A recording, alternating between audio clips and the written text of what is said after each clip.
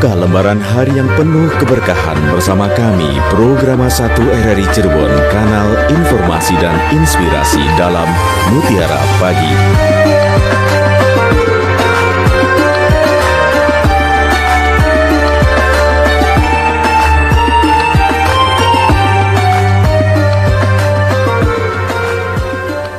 Pro 1 RRI Cirebon, kanal informasi dan inspirasi. Selamat pagi pendengar Mutiara Pagi.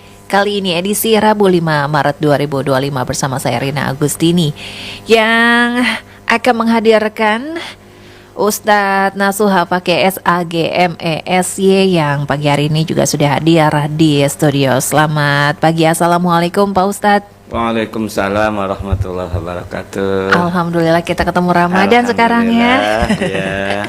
Dan tema kita pagi hari ini adalah merawat pahala puasa ya Pak Ustadz ya. Edisi khusus. Edisi khusus Ramadan pendengar ya. Dan pendengar, siaran ini dapat Anda simak melalui aplikasi RRI Digital. Kami juga live YouTube di channel RRI Cirebon. Ustadz Nasuha pakai SAGMESY adalah penyuluh agama Bimas Islam Kemenak Kota Cirebon dan juga Dai Kamtibmas Polres Cirebon Kota. Nah, untuk sebagai pembukaan ya di Mutiara Pagi kali ini, Pak Ustadz akan memberikan uraiannya mengenai tema kita, yaitu merawat pahala puasa. Mangga Pak Ustadz. Bismillahirrahmanirrahim. Assalamualaikum warahmatullahi wabarakatuh.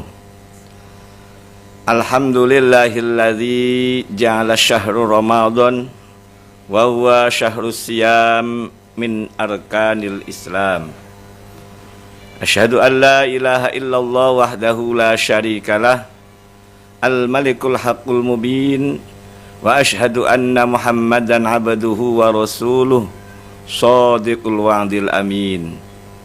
Allahumma salli wa sallim wa barik ala sayyidina Muhammad wa ala alihi wa ashabihi wa barik wa sallim ajma'in.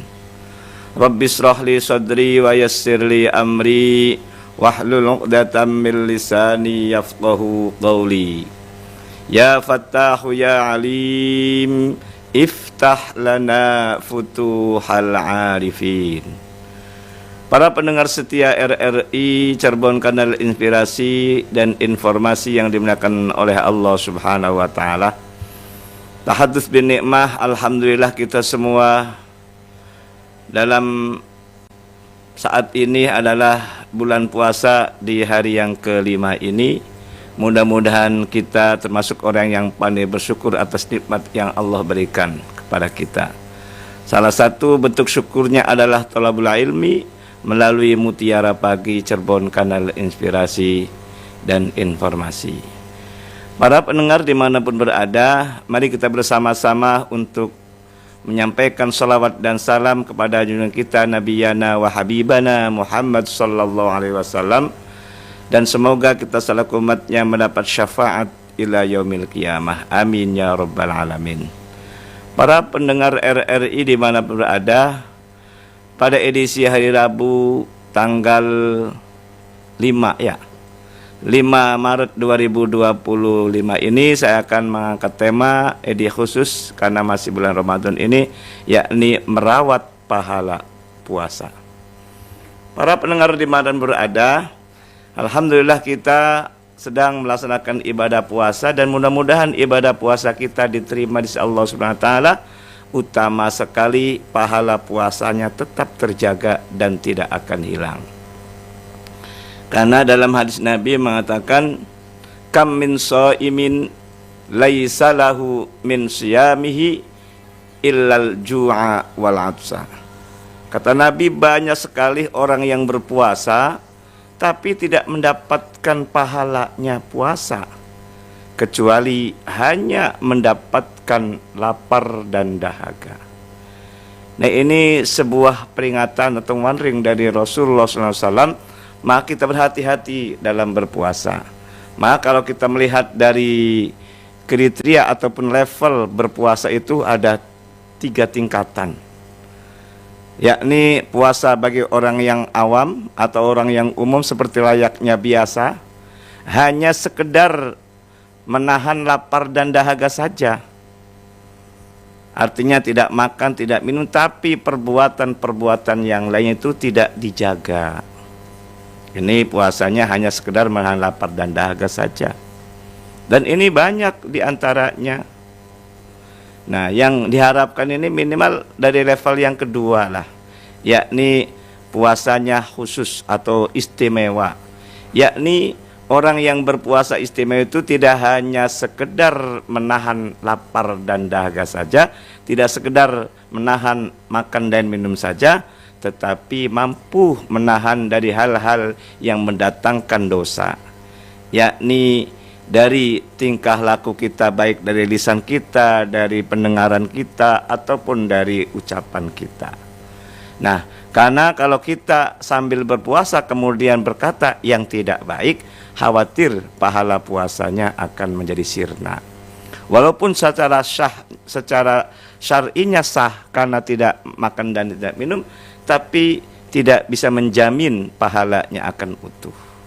Maka mari kita bersama-sama di bulan Ramadan ini mampu kita menjaga, di samping menjaga makan dan minum, juga menjaga dari ucapan perkataan yang tidak baik.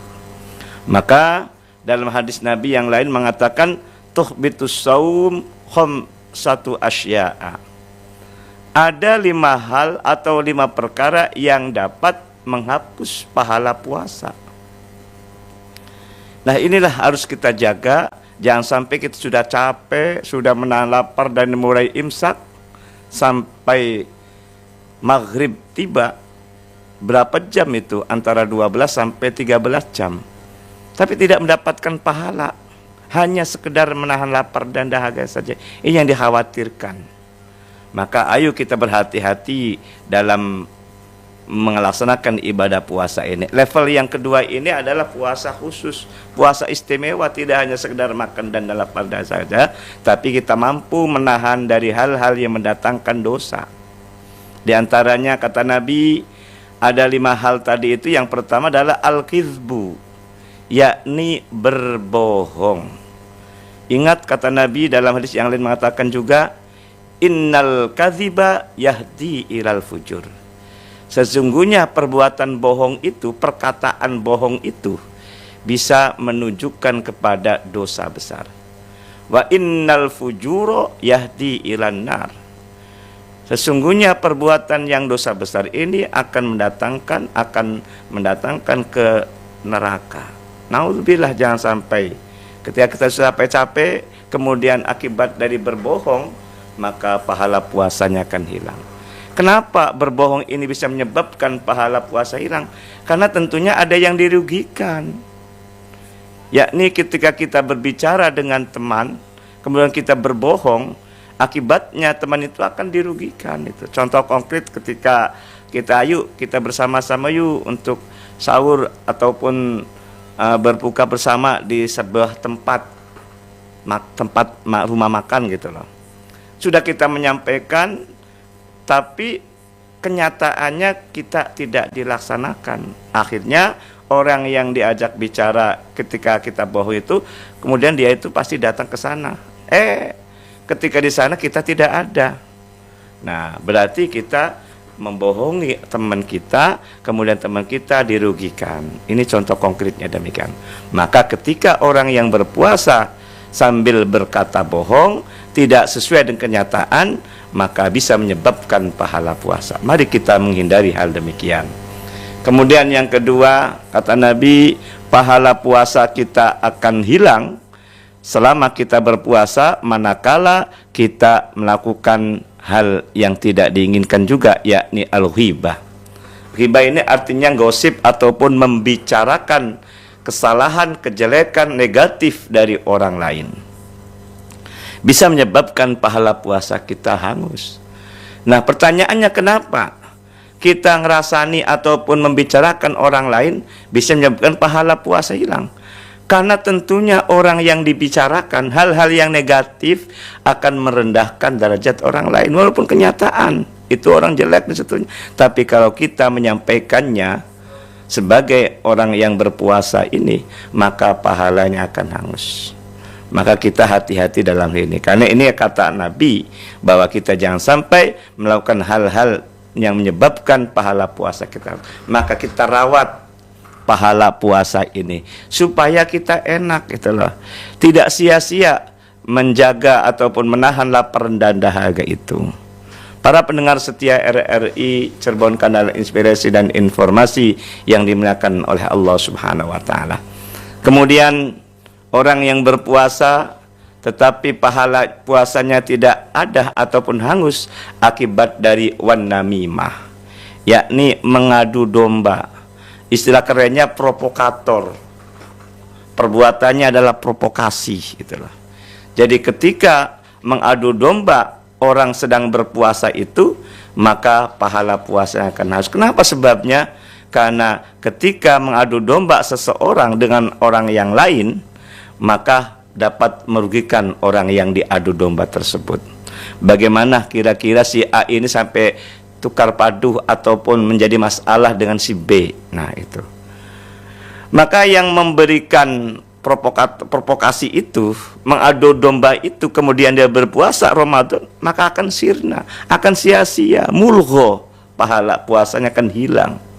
Itulah puasa bagi orang yang hanya sekedar menahan lapar dan dahaga, tapi ucapannya tidak dijaga. Karena dampak negatifnya adu domba ini sangat luar biasa. Tidak hanya merugikan orang lain, tetapi merugikan yang lainnya juga. Kebanyakan orang kalau masalah adu domba ini sangat banyak yang dirugikan itu. Para pendengar setia RRI Cirebon, kanal inspirasi dan informasi yang dimuliakan oleh Allah Subhanahu wa taala. Kemudian kita berhati-hati dalam menjalankan ibadah puasa ini. Menjaga yang keempat adalah wan nazaru bisyahwat, yakni melihat ataupun menyaksikan hal-hal yang bisa mengundang syahwat kita naik. Mungkin dulu dengan sekarang berbeda. Kalau dulu sangat susah sekali melihat hal-hal yang sifatnya negatif ataupun pornografi itu. Nginjeng ataupun ngintip orang sedang mandi sangat susah. Tapi sekarang luar biasa, sangat mudah sekali dengan adanya dunia maya ini. Dengan adanya media sosial ini yang disebut sebagai HP ini. Maka boleh dikatakan istilah lain dari HP itu adalah setan gepeng katanya. Kenapa? Sebabnya ketika kita menggunakan HP, tidak disengaja pun kadang-kadang ada tawaran-tawaran yang sifatnya pornografi.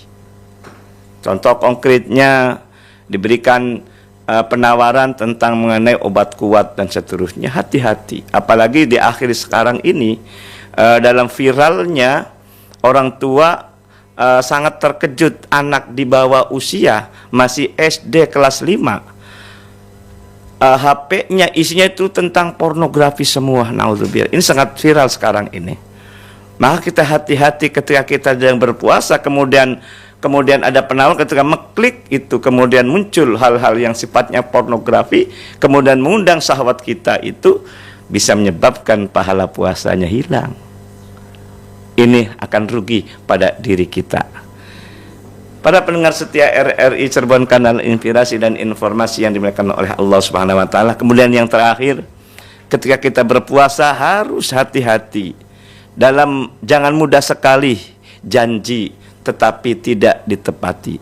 Jangan sekali-kali mudah mengucapkan sumpah tetapi sumpahnya tidak ditepati. Wal yaminul ghamus dalam istilah hadisnya itu. Jangan sampai kita berbuat baik, menahan lapar dan dahaga, tapi akibat dari kita tidak menepati janji-janjinya bisa menyebabkan pahala puasanya bisa hangus.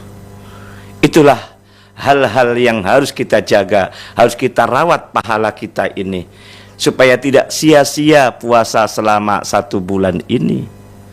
Sudah lapar, sudah dahaga, sudah haus, tetapi mulut kita harus jaga, ucapan kita jaga.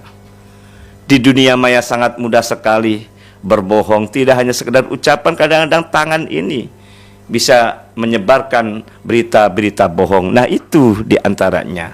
Berita bohong dari hoax itu dalam media massa sangat mudah sekali.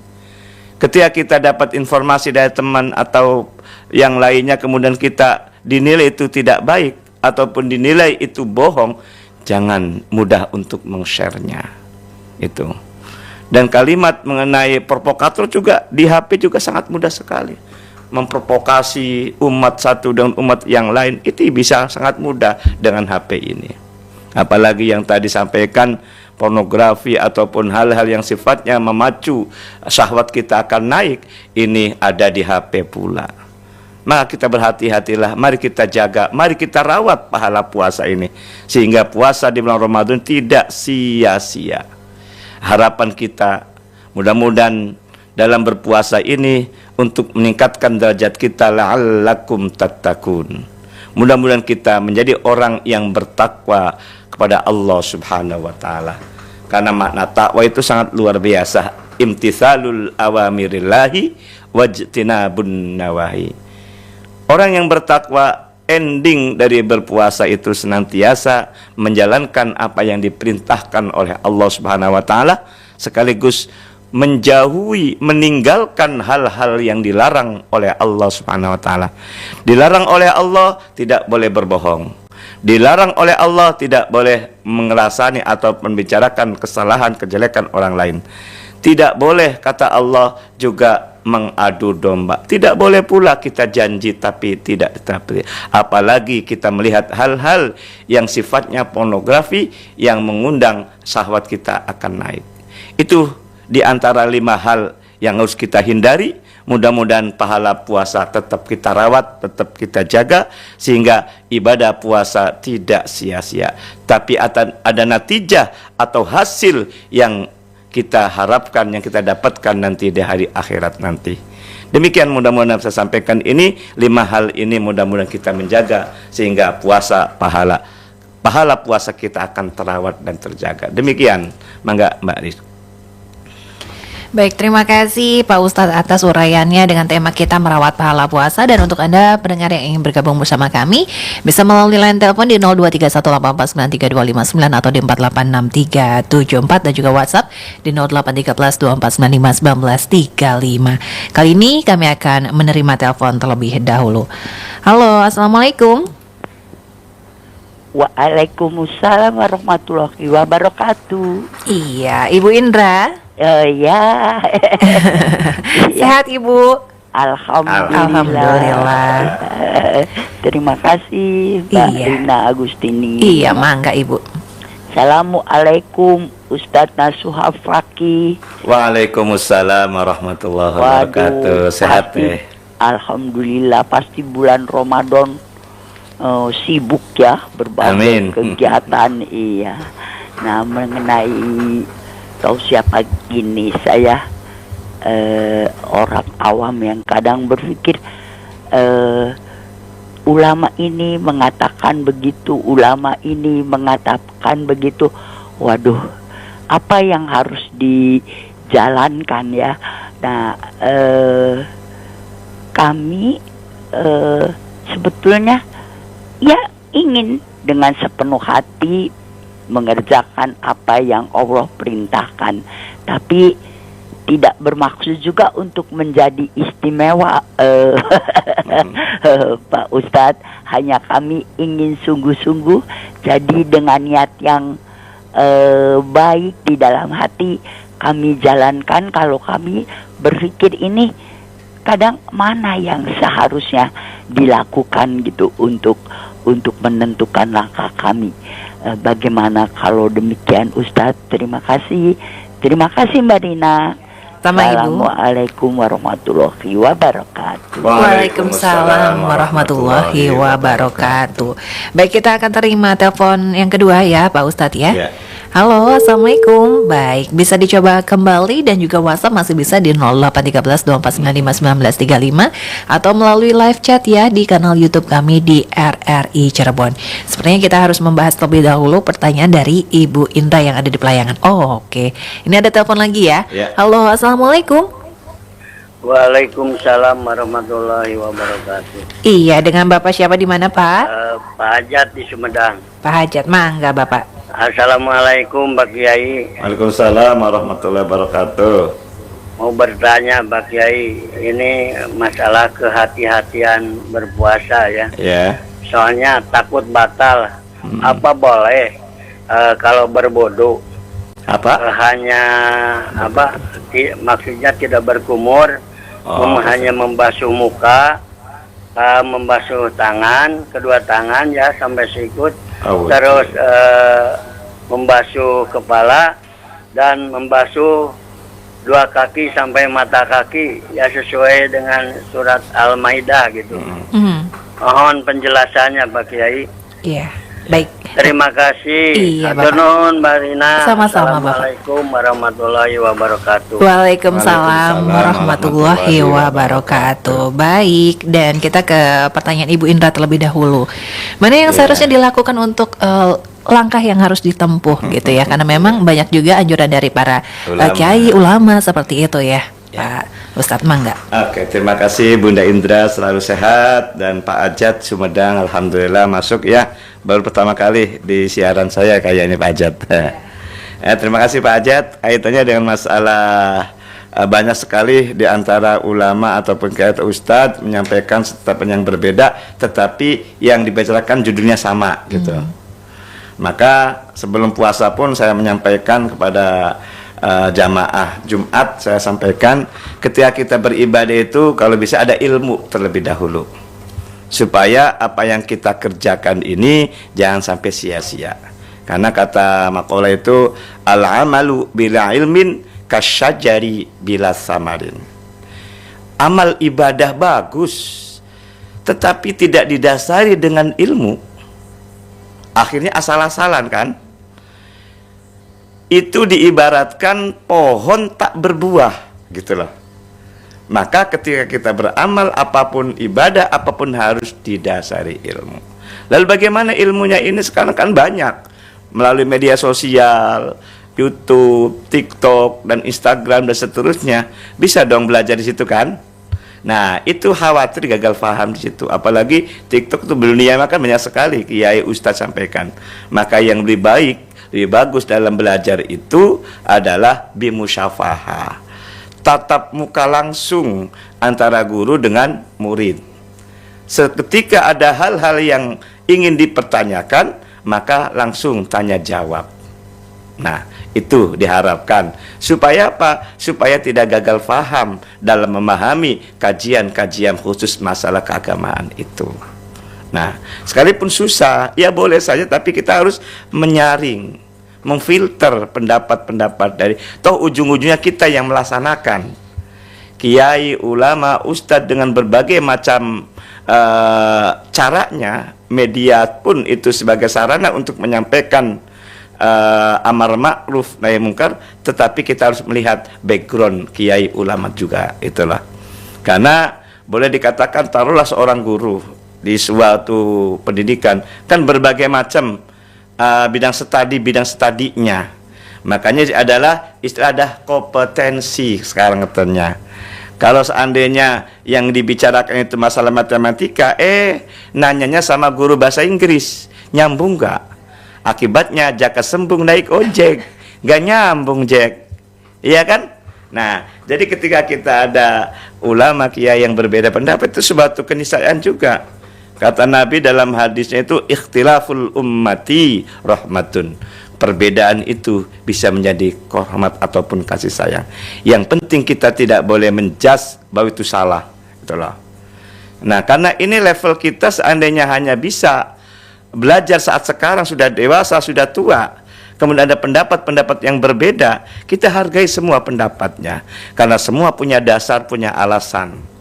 Lalu kita cari yang mungkin yang mendekati kepada dalil naklinya dan dalil akli. Dalil nakli sesuaikah dengan Al-Quran hadis? Dalil aklinya masuk akalkah gitulah. Maka dasar kita adalah utama dalil nakli dulu. Al-Quran dasarnya ada apa tidak, hadisnya dia memakai enggak gitu. Baru dalil akli, masuk akal enggak gitu. Karena ad-din al-aql, agama bisa kita laksanakan manakala masuk akal gitu loh.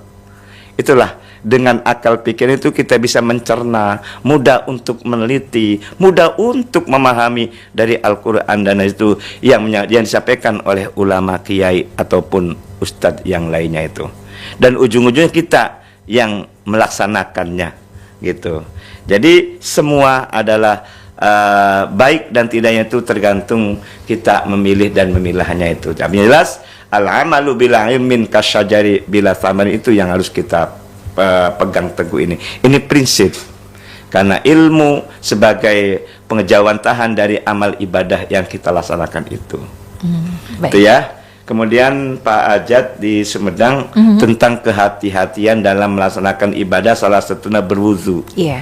Dalam ibadah apapun, baik sholat, wudu, dan ada rukunnya, ada sunnahnya, ada makruhnya, ada hal-hal yang membatalkannya.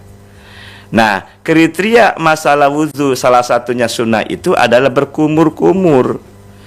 Kehati-hatian jangan sampai tertelan airnya, maka tidak melaksanakan kumur-kumur. Gimana, sah nggak? Sah. Apanya? Wudunya, sepanjang memenuhi rukun dalam berwudu, tetapi tidak dapat pahala tambahan. Apa pahala tambahannya? Karena tidak melaksanakan sunnah. Sunnahnya berwudu salah satu adalah berkumur-kumur, gitulah. Karena kalau tidak berkumur tidak berdosa, tidak menjadi sah tetap selama memenuhi rukun dalam berwudu itu, yakni niat, kemudian membasuh muka, membasuh sebagian dari kepala, kemudian membasuh tangan dulu ya, muka, tangan, sebagian kepala dan kaki, gitulah. Dan yang terakhir ada tertib. Kalau masalah telinga itu sebagai sunnah juga. Nah, jadi berkumur-kumur itu kehati-hatian supaya tidak tertelan dalam mulut kita, maka tidak berkumur-kumur boleh, tapi tidak dapat tambahan pahala. Itu saja barangkali. Iya. Baik, untuk Anda penelpon yang ingin bergabung, kami silakan ya untuk mencoba kembali. Dan halo, selamat pagi, assalamualaikum. Waalaikumsalam warahmatullahi wabarakatuh. Iya. Dengan Ibu siapa, di mana Ibu? Dari Ibu Iis di Bumi Ayu. Mangga, Ibu. Bumi Ayu. Ya, Assalamualaikum Ustadz. Waalaikumsalam warahmatullahi wabarakatuh. Ini saya mau bertanya di luar tema Pak Ji. Ustadz. Masalah sholat makmum, sholat taraweh. Nah, itu kalau di sini saya mau tanyakan di antara jamaah perempuan sama ya laki-laki, orang perempuan itu di belakang, tapi ada ininya Ustadz, aling-aling apa tuh namanya lah, Satir. Iya itu. Jadi kan kalau saya pernah dengar makmum harus lihat imam, salah satunya makmum gitu ya kan, yang di belakang kan ngikutin. Nah, yang saya tanyakan ini nggak kelihatan si imam, jadi kayak orang makmum di radio gitu, Allahu Akbar ngikut gitu, nggak lihat inci imam. Itu sah apa enggak si makmum itu, Ustadz? Terima kasih Ustadz. Ya. Ustadz, semoga Ustadz sehat terus ya Ustadz. Amin. Amin. Karena Ustadz itu pewakil Nabi, yang saya ikutin. Ustadz, semoga sehat. Assalamualaikum. Waalaikumsalam warahmatullahi wabarakatuh. Ibu Iis yang ada di Bumi Ayu, terima kasih ya. Terima kasih. Mangga Pak Ustadz, mungkin langsung dijawab saja. Terima kasih Bu Iis di Bumi Ayu, selalu mendengarkan saya berarti. Ini baru masuk ini berarti. Iya. Terima kasih atas doanya Bu Iis. Kaitannya dengan masalah, emang di zaman modern ini sangat luar biasa, bangunan-bangunan masjid pun berubah gitu loh. Di antaranya AC ya. Yeah. AC bisa berubah, akibatnya apa? Semua ditutup semua. Apanya? Pintunya. Pintu-pintunya. Karena kalau tidak ditutup khawatir AC-nya tidak manfaatkan, katanya gitu loh. Nah, itu kan jadi persoalan juga. Yang kedua, ada satir, ada penutup itu loh. Saya dulu waktu kecil di kampung, antara makmum sholat itu antara laki perempuan itu beriringan, samping kanan samping kiri itu loh. Nah, jedaknya itu itu tetap satirnya di samping, bukan di depan. Kalau dulu, sekarang kan antara laki perempuan kan depan belakang, itu sebuah permasalahan juga gitu loh. Nah, kita persoalan di masyarakat ini sangat luar biasa akibat dari AC, akhirnya tertutup semua. Akhirnya kelihatan sih kadang-kadang tuh, karena bangunan masjidnya ditutup atau pintunya ataupun dindingnya adalah kaca, masih ada kelihatan gerak-geriknya imam tadi, itu loh. Maka saya nanyakan pada kiai pun, sepanjang tahu gerak-geriknya itu bisa menjadi sah dalam sholat jamaahnya, itu loh. Nah, persoalan mengenai masalah tidak kelihatan juga, ini pun dipermudah, bukan dipermudah ya, tapi tidak boleh mudah, tapi jangan dipermudah bahasa itu. Yassiru wala tu'assiru. Nah, ternyata kalau sekiranya itu ingat kedengaran dari ucapan imam, Allahu Akbar, Sami Allahu liman hamidah, gitulah. Itu masih bisa boleh. Oh, oke. Gitu Masih loh. sah ya berarti ya? Masih sah. Yang jadi tidak sah itu antara imam sama makmum dalam jamaah itu sudah tidak kelihatan gerak-geriknya, kemudian tidak kedengaran Suaranya ya. suaranya itu. Nah, mungkin karena saking banyaknya dengan bangunan-bangunan tadi itu loh. Iya. Nah, tetapi kalau seandainya itu masih kedengaran atau masih kelihatan, itu masih sah. Itu. Nah, tetapi kalau bisa tatanan-tatanan dalam sholat ini, mohon maaf ya, kan semua kan beda-beda pendapat juga itu loh. Waktu dulu sih antara imam atau makmum satu dan makmumnya lain, termasuk laki perempuan, itu bersampingan. Satirnya itu di tengah-tengah. Sekarang sudah berubah, satirnya di belakang antara makmum laki-laki dengan makmum perempuan. Nah, di situ. Jadi, tapi niat kita baik adalah berjamaah di masjid ataupun di musola dengan tatanan cara yang berbeda dulu dengan sekarang. Tetapi kalaupun tadi keterangan tadi ketika terdengar, sehingga kita mampu mengikuti gerakan imam dengan dengarnya tadi melalui pengeras suara ya tentunya ya. Kalau tidak pengeras suara tidak kelihatan, tidak terdengar juga. Ini khawatir tidak sah dalam masalah antara makmum dengan imam dalam sholat berjamaah. Itu saja barangkali yang saya sampaikan. Baik, dan pertanyaan selanjutnya dari Aki Gazi. Assalamualaikum Pak Kiai. Waalaikumsalam. Merawat itu lebih susah daripada membuat atau mendirikan. Yang mengganjal di benak dan juga pikiran adalah bagaimana mendirikan ibadah Ramadan dengan segala perangkatnya agar mengangkat harkat, martabat, dan juga derajat ibadah ini, baik di sisi pandangan manusia, lebih-lebih di hadapan Allah, agar hasilnya dapat mewarnai tutur kata, bahasa, dan juga etika yang kekal sepanjang tahun. Mohon tausiahnya ya dari Pak Kiai, hatur nuhun katanya. Iya. Oke. Benar sekali Aki Gazi, tentang merawat lebih susah daripada mendirikan, daripada mengadakan itu.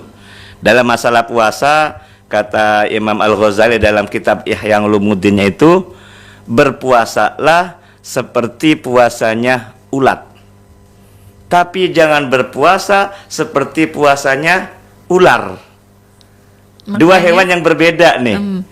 Artinya ular kan ada istilah metamorfosa kalau nggak salah istilahnya ya, berubah gitu loh. Hanya sekedar berubahnya kulit saja.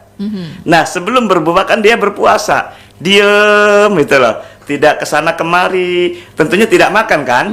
Nah, karakter, bentuk, nama ular itu tetap sama itu loh, sebelum berpuasa atau setelah berpuasa. Namanya tetap masih ular kan. Bentuknya sama kan. Iya, sama. Nah, berbeda. Jahatnya sama kan? Orang takut semua kan? Tentu. Tapi berpuasalah seperti puasa ulat. Ulat hewan yang sangat menjijikkan nggak? Menakutkan nggak? Betul. Bahkan racun nggak? Iya. Nah, tetapi ketika ulat itu berpuasa, ingin menjadi berubah, metamorfosa gitu loh. Awalnya dari kepompong dulu. Seneng nggak orang kepompong itu? Agak mending lah daripada ulat kan gitu loh. Iya kan gitu loh. Kemudian berubah lagi berapa hari kemudiannya menjadi kupu-kupu. Cantik ya. Semua seneng nggak kupu-kupu? Senang, lihatnya indah ya. Indah kan? Iya. Semua orang paling senang gitu loh. Artinya dalam berpuasa ini harus ada perubahan, ada metamorfosa, metamorfosa gitu ya. Berubah gitu loh. Dari yang menjijikan, dari yang tidak disukai, akibat dengan berpuasa itu kita tingkah laku perbuatan yang sangat luar biasa. Itu yang diharapkan itu. Nah, mudah-mudahan nyambung nih. Iya. Artinya kita ini harus merawat puasa ini sangat penting tadi. Judulnya juga merawat pahala puasa. Ya makanya sangat bisa kita menahan lapar dan dahaga. Tapi bisakah kita menahan yang lainnya? Yang sekiranya itu perbuatan kita jangan sampai merugikan orang lain. Contoh merugikan orang yang saya sampaikan tadi adalah berbohong. Siapa yang merugikan? Orang lain. Contoh lagi mengadu domba. Orang lain bertengkar, berkelahi akibat dari provokasi kita. Kemudian apalagi kita namimah atau menggunjing, menggosip orang lain. Itulah. Siapa yang merugikan? Orang yang dibicarakan. Itu. Dan itu. Jadi kita ini berpuasalah seperti puasa apa tadi? Ulat. Yang tadinya menjijikan, yang tadinya sangat parasit lah. Orang tidak suka dan seterusnya. Akibat ulat itu berpuasa loh. Tidak kesana kemari. Tentunya tidak makan kan? Yeah. Nah, yang tadinya kepompong sedikit mendinglah daripada tadi gitu loh. Iya, sekarang berubah menjadi kupu-kupu. Semua suka. Bu Rina suka nggak kupu-kupu? Lebih indah daripada ulat, lihat geli. Manfaatnya sangat luar biasa juga. Bisa membantu penyerbukan bunga. Betul ya? Betul. Nah, itulah. Nah, puasa juga bisa merubah sikap perbuatan kita. Sebelum berpuasa Ramadan kita jahat ataupun malas dalam beribadah. Setelah berpuasa ini di Syawal nanti bisa berubah tingkah laku perbuatan kita. Itu yang diharapkan puasa. Ada natijahnya, ada hasilnya. Karena puasa adalah salah satu media training juga. Itu loh. Latihan-latihan yang ada di bulan Ramadan ini. Demikian. Iya. Baik, dan pertanyaan selanjutnya dari Pak Abdurrahman yang ada di Bumi Ayu. Assalamualaikum. Waalaikumsalam. Izin bertanya, dalam bulan suci Ramadan ini banyak bermunculan pedagang-pedagang petasan di pinggir jalan. Apakah hal ini akan merusak pahala si penjual dan si pembeli? Dan bila bunyi petasan itu mengganggu orang lain, apakah akan memperoleh dosa? Jadi boleh dan tidaknya atau dosa dan tidaknya itu ukurannya adalah mafsadat atau manfaat. Ketika hal perbuatan kita ataupun penjualan kita ada manfaatnya untuk orang lain, maka boleh ataupun mendatangkan pahala. Tetapi sebaliknya ketika ada madarat, ada mafsadat, ada kerusakan, ada yang dirugikan tentunya, maka itu bisa menyebabkan dosa kita. Itu dan tentunya tidak boleh atau dilarang. Maka khusus masalah petasan, ada mafsadatnya enggak? Ada manfaatan enggak? Ketika banyak mafsadat daripada manfaat, itu kalau bisa dihindari. Sebabnya apa? Karena bisa merugikan orang lain. Di antaranya merugikan adalah apa? Kaget. Betul. Nah, akibat kaget orang bisa menjadi jantungan loh. Iya kan? Betul. Adapun manfaatnya hanya kecil. Apa itu? Hanya memeriahkan saja. Mungkin hanya diri kita yang senang gitu loh. Tapi orang lain dirugikan. Kalau bisa dihindari, itulah. Baik. Dan pertanyaan selanjutnya dari Ibu Reni yang ada di Plumbon. Assalamualaikum Pak Ustadz. Waalaikumsalam. Mau bertanya di luar tema ya. Kalau lagi berpuasa, saat mau buka puasa kan masak. Nah, bolehkah kita mencicipi sedikit untuk mengetahui rasa, misalnya asin atau tidak?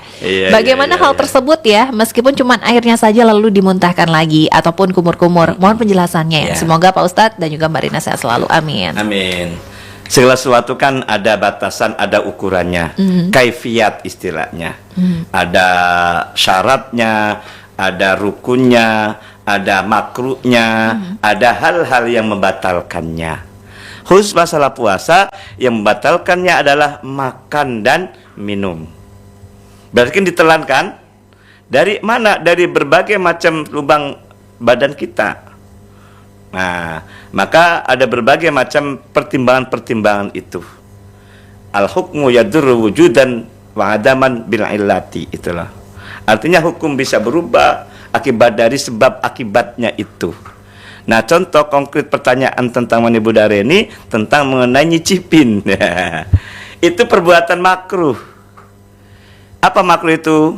Dikerjakan tidak dapat apa-apa, ditinggalkan dapat pahala, itu makruh. Itulah. Mau dapat pahala apa tidak dapat apa-apa? Pengen dapat pahala dong. Berarti jangan dikerjakan dong. Kan gitu. Iya, baik. Iya kan? Iya. Makruh masalahnya. walaupun sekedar nyicipin, kan rasa kan gitu loh, Oke. tapi tidak telan. Itu perbuatan makruh. Baik. Lebih baik ditinggalkan supaya dapat Pahala. pahala. Dikerjakan tidak dapat apa-apa. Dan insya Allah tidak mengundang, tidak menjadi tidak batal pahala puasanya. Oke. Karena tidak ditelan. Ditelan ya Pak. Tetapi tidak dapat pahala gitu loh. Baik, ini mungkin pertanyaan terakhir dan dijawab dengan singkat dengan Iya. Bapak ya, dari Pak Ade yang ada di Perumnas. Assalamualaikum. Pertanyaannya, bagi waris itu apakah sama harus segera dibagikan manakala seorang bapak atau ibu meninggal duluan? Terus setelah dibagi dua, seorang bapak atau ibu dapat jatah berapa persen lagi katanya gitu. Waduh, ini bukan materi Panjang. waris. Soalnya sudah ini ya, terbiasa mungkin ya dengarnya Pak Nasuha ya. Mungkin ini Iya. singkat saja ya Pak. Terima kasih Pak Ade, kajian masalah waris nanti di bulan Ramadan setelah itulah. Tapi kita jawab juga, harus Iya. jawab. Kaitannya dengan masalah kapan dan segerakan. Nah, ketika ada saudara, tetangga, keluarga kita meninggal, segera untuk dibagi. Jangan nunggu nanti meninggal berikutnya. Karena kalau meninggal lagi berikutnya, kita akan zolim dari orang yang meninggal berikutnya itu. Selayaknya dia dapat. Karena tidak dibagi-bagi, maka dia tidak dapat. Tidak dapat. Sampai meninggalnya tidak dapat itu. Itu kan menjadi zalim kitanya gitu loh. Oke. Yang kedua, persoalan pembagian waris ada kaifiat, ada tata caranya. Ya, tata cara kaifiat setiap minggu di bulan selain Ramadan kan sudah kita bahas itu. Nah, jadi itu intinya sih, namanya pembagian waris itu ada misi yang paling utama supaya orang yang meninggal dunia di alam barzah tenang. Sebabnya apa? Hak-hak yang dia dapatkan dulu waktu hidup sudah diselesaikan melalui pembagian waris secara syar'i. Itulah. Dan manfaat yang kedua, misi yang kedua adalah hak pembagian waris itu supaya kakak adik ataupun keluarga yang ditinggalkan oleh yang meninggal dunia itu tetap menjaga keharmonisan. Tidak ada sakwa sangka, tidak punya suudzon kepada orang lain. Karena banyak sekali tidak bagi-bagi waris kan suudzon dulu. Iya kan? Baik. Bahkan sampai putus silaturahim. Iya. Malas saya silaturahim sana karena hartanya tidak dibagi-bagi. Padahal itu saya punya hak, katanya gitu. Baik. Nah, itu menyebabkan tidak harmonis, retak dalam hubungan keluarga. Maka segerakan untuk membagi itu. Iya. Baik, Pak Ustadz, ini sebagai penutup kita untuk perjumpaan kita hari ini ya, dengan tema merawat pahala puasa. Mangga Pak Ustadz, karena memang waktu juga yang memisahkan kita ya Pak. Mangga. Terima Bapak. kasih Bu Rina dan para pendengar yang berada. Mari kita bersama-sama, benar kata siapa tadi, merawat lebih susah. Iya, Kata Pak Aki Aki Gazi, Gazi tadi ya. itulah. Merawat lebih susah daripada untuk mengadakannya. Alhamdulillah dengan berpuasa ini sebagai media kita untuk beramal ibadah yang dilipat gandakan pahala puasa ini. Apalagi bulan puasa sangat barokah sekali. Karena tidak hanya manfaatnya untuk kita sebagai umat muslim, tapi non muslim pun mendatangkan keberkahan. Contohnya baju apapun, orang yang jualan non muslim ya, sampai bubur ataupun apa saja yang bikin oleh non muslim kadang-kadang gitu loh ya. Nah, keberkahan ini kita jaga, kita rawat, apalagi pahala puasa. Jangan sekedar kita menahan dalam lapar saja, tapi menahan dari sifat-sifat yang merugikan orang lain, dari ucapan kita bohong dan seterusnya. Mudah-mudahan kita mampu untuk menjaga pahala puasa kita Amin. ini sehingga tidak sia-sia puasanya ini. Terima kasih, kurang lebihnya mohon maaf. Wassalamualaikum warahmatullahi wabarakatuh. Waalaikumsalam warahmatullahi wabarakatuh. Terima kasih pendengar atas kebersamaan Anda, dan hingga di sini Rina menemani Anda di Mutiara Pagi. Selanjutnya kita akan ikuti berita daerah pagi. Selamat pagi dan sampai jumpa.